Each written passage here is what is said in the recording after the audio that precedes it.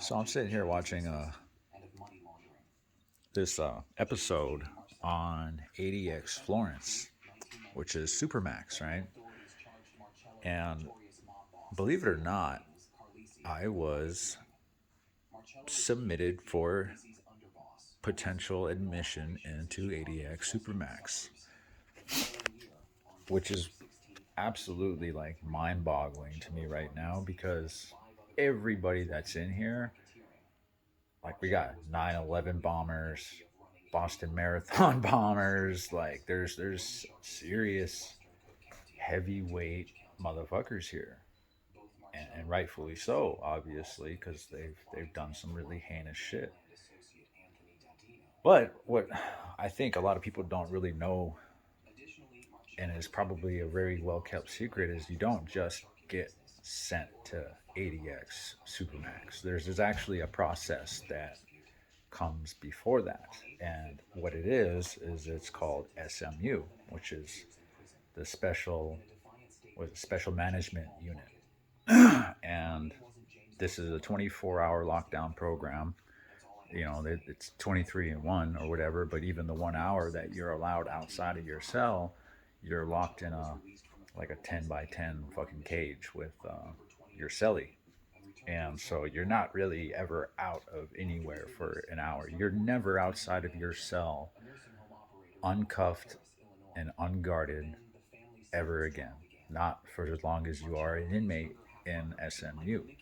You will never stand outside of your cell next to another human being unsecured, basically, until you leave that place. And that place has a program that can be, restarted or whatever at will. You basically just have to piss somebody off, catch a shot, you know, whatever. And they'll just be like, oh, your fucking program starts all over again. And you got to be there for a whole another year. Now, if you can't get out of there within 3 years, you essentially fail. And when you fail, then you are sent to, you're vetted. You're vetted through a process to see whether or not you are worthy. It really is. It's a fucking worthy thing because there's only like, I don't even know, maybe 1,000, 1,500 capacity in this place. You know, it's not a place that can be overcrowded. They have this much space, and that's exactly how many inmates they will have. You're not going to catch, two guys in a cell and a third guy on a bunk in the middle of the room, or even on a mattress on the floor in there. You're not. Nobody is ever going to stand next to another human being, probably ever again in there. But yeah, it's crazy. I was considered to be there, and that kind of gives you an idea of how bad a person has to be to get pushed that far. That's amazing. I look at the place and it makes me fucking shudder. And I was comfortably there once. I was a creature of the concrete jungle. There wasn't a whole lot that I had feared at that point, other than, I mean, it really isn't. There's not a lot you can take or threaten somebody who is caged like an animal. There really isn't. And especially if they got no family, no friends, no letters, nothing like that. That's what changed for me. I started reaching out. I got a hold of pen pals. They made a difference, but it's absolutely shocking to me that I would have ever been considered to go to ADX Supermax. I ended up graduating the program successfully and leaving, and I still left from Florence because SMU's in Pennsylvania. But the last prison that I went to was Florence, USP Florence, and that's where I left. They came and like we were on like a month long lockdown for some murder. some dude, stole something from somebody, and so that would make him a thief, and that is like literally legit an instant death sentence in there. There are very few things that you could engage in with that kind of an immediate result, and stealing is definitely one of them. You definitely don't want to be a thief in a place like that. um, because you will be green lighted immediately by your people and whoever you answer to. No one's gonna say anything, not on your behalf, not for a thief's behalf. But yeah, they they went to go book this guy who was a thief, and it didn't go the way he thought it was probably going to go, because he ended up getting the knife took from him and being the victim himself. Imagine that. Going to fucking put in some work and you end up becoming the work. That's terrible, and you lose your life for it. That's just fucking terrible. And it was probably something stupid. I mean, it's never something stupid. These are men's name and honor that essentially is on the line every time one of these interactions take place. It's never over anything stupid. It's over dumb things to those of us out here who are more concerned with material things. Oh, fuck that, let's go get a new one. Well, you can only do that with so many things in there. You can't get a new name. You can't get a new reputation. You can't get a new first impression. You can't. There's certain things in there that they require our blood, sweat, and sacrifice to protect. And whether or not you're somebody that can get something taken from them, that's something you're going to have to fight for. If it ever, if you ever should have the unfortunacy of dealing with that, it's not something you want to deal with, because that meant that somewhere along the line ahead of that, you were moving in a way that wasn't conducive to your future health. At some point in time, somebody thought to themselves, I could probably take something from this guy and get away with it. You know, and sometimes there's just people out there that are just going to try and take shit, regardless of who you are. They don't care. They don't even know who it belongs to. They just see it and they're going to take it. And you don't want to be that person. But yeah. So this guy had to go. He had to go fight for it, and he lost his life for it. What was supposed to be his victory, what was supposed to be his assured victory, because rats and thieves and chomos, none of these guys are supposed to be tough. None of them are supposed to win at the end of the day. But people think that just because they are any number of one of those things, that automatically makes them weak, and they're not. They're not weak because they're you know willing to go to greater lengths of desperation than you are. Because you got to be desperate to steal. You got to be desperate to rape. You got to be desperate to target a minor. You got to be an extreme of something. But that's why these types of things are usually met with such violence. But so he died anyways. I keep running off. I keep digressing, but he died. We went on lockdown, and at that point in there with lockdowns, like you welcome each and every opportunity you have to get maybe a week, 2 weeks, or even a month, an uneventful month out the way of your sentence, because that basically guarantees that you will make the next month, you know, with your health and your life, unless you and your celly get into it. But that's another can of worms. I'm not even really going to go into. But man, Yeah, so me and my celly, I had a really cool ass native cat from California. His name was Brickhouse, and we wanted for nothing. Put it that way. We wanted for absolutely nothing. You know, he had money, he had his support, and he had his hustle, and I was a tattooist, so there wasn't a whole lot in that unit that we couldn't ask for and be given on the spot, which is cool when you're there and you're into all that, but not so much at the end of the day. Nobody's looking out for anybody in there.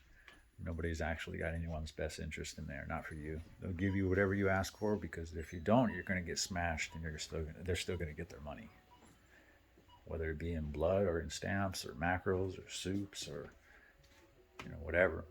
Everybody's going to get paid in there, one way or another. Nothing is for free. But yeah. So I came off lock. We came off lockdown. We were down for about a month, and we were on the flats, and I'm standing on the tier, and I got my coffee, and my boy, he was standing there, and he's I think he was tying his shoes or something, and the CO comes walking by, and he looks in our room, and I looked back at him, and I said, "What's up, man?" Because usually if they go to look in your room, they're about to shake down or whatever, they're looking for you or whatever it is, but you ask, "What's up, man? What you looking for?" Yeah. And he looked at me, and he's like, "Are you so and so?" And I said, "Yes, I am." He said, "All right, pack your stuff, head down to R&D." And I heard it, but it didn't compute. It wouldn't compute. It just got stuck. It's like you ever read a sentence in a book, and then you get to the end, and it's like you forgot what you read, so you go to read it again, and you get to the end, and you still realize you still don't know what the hell you just read. So that's what it was like. I heard it, but it was just something that I was not prepared to hear at that time. Not when I was so deeply entrenched in all the different aspects of being a convict that you need to be content with living the rest of your life where you are. You know those kinds of walls, and those kinds of walls are high. They're thick. They're not going to come down easy. But and I stopped, and I looked at my celly, and he looked at me, and he said, "Did you say he's got to pack out? Is he going?" And he's like, "Yeah." Just pack your shit. Get the hell out of my unit. And I was like, "What the fuck, dude?" And I just couldn't, because I knew I had to have gotten like a year a halfway house, which is just fucking unheard of. Like, you're lucky to get 2, maybe 3 months a halfway house, and they go by, like, you could do 5 years and maybe get a month a halfway house. Like, they have this ratio to, like, you're guaranteed. I think I was guaranteed at least like 10 months or something like that. No, I wasn't guaranteed that. That was if they followed whatever little equation they have to figure it out. But you never see anybody get more than like 6 months, and they'd be doing like a grip of time. And then you hear all these guys, they come back and they're like, "Oh man, it was fucking hard, and I only had 3 months, and it took me a month to even get a job, and then all these, I had to pay all these different fines, and and it's just like, you hear about it, so you start to equate more halfway house with higher probability of succeeding. None of us really know what it takes, and we're all worried. We're all thinking that we're going to fall short. It's so hard not to feel that way when recidivism is literally at like a high 80%, probably in the 90s. I don't even know. But yeah, it was something else. Um, Being told something like that, I was like, I had to have gotten like a year or a halfway house for this to happen. I don't even know. But I ran into my fucking cell. I threw my locker open. I grabbed my pictures, my fucking, my letters, and I think that was it. And I told my celly, I said, the rest is all you, man. Do whatever you do with it. I don't care. He's like, I'm just going to give it to the bros, because I knew he didn't need it either. But I was gone. I was fucking gone. I was, that was such an amazing day. You have no idea the feat it is to walk out of a USP from the yard. Like that in itself is it's not as common of an occurrence as you guys think it probably is. A lot of people go to the shoot when it gets close. A lot of people are so they're so invested in that out date that they will not let anything um, jeopardize it. And so obviously the smartest thing to do would be to make sure that there was just no way that anyone could take it from you, which is cool. You just better hope you never come back. you know and that's kind of the conundrum, the crux, if you will, of trying to worry about coming to the free world again and knowing how easy it is to come back. There's this fishing line fucking tightrope balancing act that makes it so hard to commit to either or. You know, nobody's gonna commit to either or, not unless you're already not even the lifers. Even the lifers, they talk like they're gonna get out. Nobody is just that dejected with you know with just the complete absence of hope. Nobody is that far gone in there. I don't think anybody is, even men on death row. They're gonna pray and hope that that fucking governor's phone rings all the way up to the last second before their hour comes. But it's hard. It's hard to be able to leave from the yard. Most people have debts. Most people have beefs.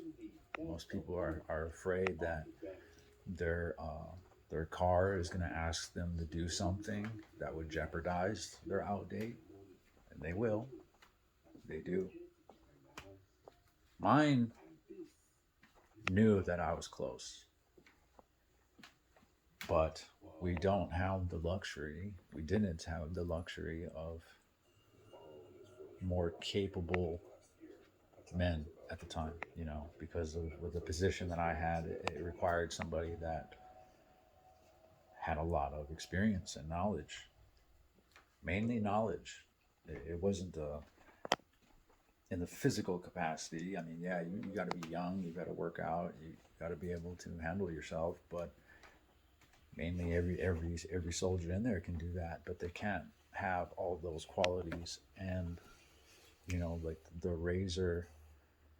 razor sharp political acumen that it takes to safely navigate those waters. I mean, you're literally swimming with fucking sharks on a daily basis, and there's always a feeding frenzy going on. You have to be able to walk a fine line between like overwhelming respect and sincerity with an undertone of fuck with me and I will kill you. You know, that's that's a That's a requirement or a criteria that not many men can portray, whether they have it or not. I think a lot of men are good at least portraying it, but in those kinds of positions, you got to be willing. Everybody has to know that you have at one point tried or are willing to take a life. That's kind of the admittance, the admittance to be able to sit those kinds of tables. It's barbaric, and it's you know it's nothing to be proud of, but it's somewhere that I had to exist. It's something I had to learn. It's something that I had to cultivate and protect. And I did it so well that after 9 federal prisons and 12 years, I was able to walk out from my cell and shake everyone's hand all the way up to the door. That I guess the the significance of that is all of my ties were they were good.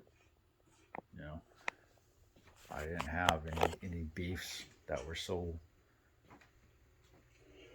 serious that I had to hide, even in the face of my outdate. Maybe it's something to be proud of, maybe it's not. But I know it was hard to do. And whether I had attempted to do it or not, I was able to. And that meant a lot to me because you want to be able to leave in good standing. It would be an entirely different scenario altogether if you left a piece of shit, if you left, you know, like X'd out or like in really bad standing, because you just never know.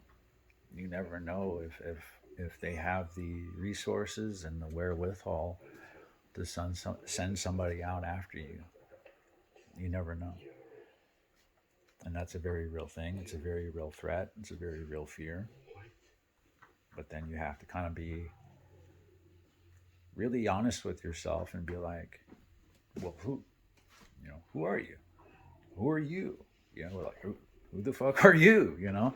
That you have to worry about hitmen approaching in the fucking shadows of the night. I'm nobody, right? I am nobody, right? If I knew that to be true, completely true, 100%, do I think it would be an element to my PTSD? The answer to that is yes, 100%. If I knew that I was nobody, I would not honestly think that at some point I may run into somebody who would still hold ill intentions towards me, who actively sought me out. But the truth of the matter is, I know better, fortunately. So, but like I said, it's important that you leave in good standing, because even though I left in good standing, there is still just that bit of doubt, you know. And fear doesn't make sense. It's not logical. It doesn't hit you with a reasonable argument. It just exists, and you have to contend with it. And that is a very real fear for me. Is that you know um, some of the things that I've done, I've brought some men really low. I know for a fact, there's going to be some men out there that probably hate me with a passion,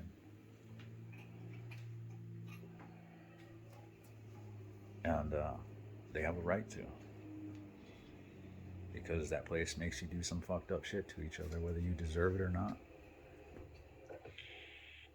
I don't think anybody deserved it when it was over money owed, bills. You know, we had this setup where as soon as another race asked our speaker about you, you know, say you ran up a $20 debt or whatever, and it existed for however long, right? The idea was that you would have to have had to have spun this guy a lot. I got you next week. Oh, I'm just waiting on this, and oh, you know, as soon as this money hits, I got you, and you know, and it's just something over and over and over to the point where this guy finally starts to get in his feelings. But because it's you know, racial divide, they can't just pull you into the room and smack you and say what the fuck. They got to go about it, you know, through the what do they call it, due process, right? There's due process that they have to worry about, so they got to go through the chain of command, and they got to go, you know, to their people, to their unit rep, and then their unit rep's going to go out to the yard, and they're going to find our shot caller, and then they're going to say, hey, your guy owes us some money. It's been this many days, or you know, this many weeks, or God forbid, this many months. That's just almost immediately you're going to get smashed, because now you have jeopardized the group, basically, right? Depending on how this went, we all now are called forward to stand and defend one of our own, and that's the issue. Your irresponsibility, however serious this may or may not be, we're all here now. We're all standing in a group facing another group of a different race, and it could go bad. It could go bad over this. That's why they had made the policy that as soon as another race approached us about one of your debts, you were instantly hit, instantly smashed. There was no calling you forward and saying, hey, what's your story? Do you got the money? Can you take care of them on the next move? You know, none of that. There was just, oh, okay, we got a couple volunteers. You, all right, go get this dude. Smash him. Yeah, go ahead, stab him up. I don't care. Stomp on his head. Yeah, use a lock and a saw. That'll you know, that'll really limit the bills that are popping up around here. It never did. It never did, because there's just no way that everybody has the cash they need for everything they need throughout the week, the month, the years that they're going to be here. Everybody has debt. Everybody has debt. You know, so borrowing past your means, it was a very common occurrence in a place where men that are not historically known for making the best decisions are driving themselves into numerous debts. Numerous. So I was there, and I seen like 20, 30 people get fucking smashed over the course of a couple of years over bills as low as $10. Oh, you know, and that's the thing. That was where this really kind of fell apart, because like I said, you know, once a race approached us about you, it was kind of assumed you've been spinning this guy for a while. But that wasn't always the case. You got guys in there that are just sweat masters. You could be like, hey, I need a book of stamps till tomorrow store day. You know, literally the next day, just trying to put in a ticket on a football pick or something, you know. And tomorrow could come and say they didn't call store, whatever, you know, that happens. Something happens, and you know, we get pushed back a day on store or whatever. But that's just for example. Okay, so that happens, right? Now you got this guy who's just a Sweatmaster 9000. He don't care whether or not we made store. You said you'd have a book of stamps, probably more than what he gave you, so he's probably like 30 stamps back instead of 20. He expects what he was told he was going to have, regardless of what happened. You better go borrow it from somebody. There's guys like that in there. So they they don't care. They'll go right to your people and say, "Hey Joe, hey, this guy, blah blah blah blah, so and so and so," and it's like, "Oh, okay, so he owes you, all right, bet." And then they fucking smash him. And then the motherfuckers will have the audacity to come to us afterwards and be like, "Well, where's my money?" It's like, "No, dude, we smashed him. You got paid in blood." You know, there is no. We're not. If you're gonna bring this to us because you are not willing or able to wait, then we will handle it. But if we have to handle it, you got paid. Where whatever he owed you is now chalked up to the game because we are down a soldier. We had to put hands on one of our own to keep the peace because you didn't have the patience to let this man get it wherever he could. So yeah, it's like that in there. All this stuff, it sounds barbaric and just really, low class when you hear it without hearing all the details of it and the bigger picture of it. Now you know why it's a big deal when we are approached by another race. Now you know why it's a big deal when you don't do what you say you're going to do and mean it. Because the smallest, the smallest misstep, the smallest misunderstanding will cause the hugest of problems that usually are not worth it at all. So, in a world like that, and as a tattooist, as somebody that had to collect money on a weekly basis from numerous people for well over a decade,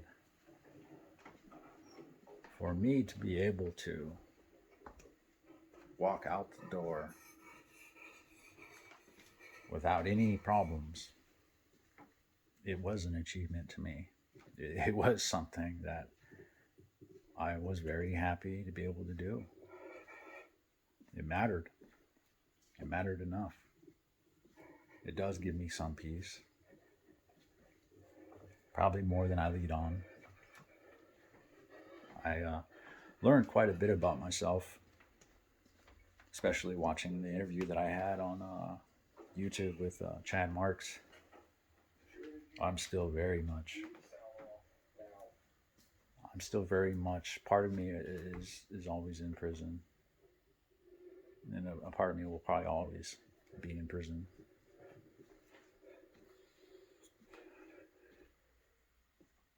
I've known incarceration since I was 15 years old. So from 15 to 33, I had like a year and some change of actual real world experience freedom in there.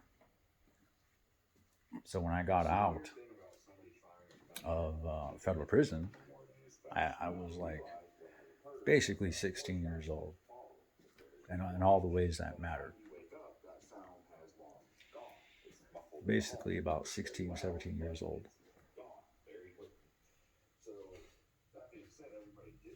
It's a hell of a thing to contend with.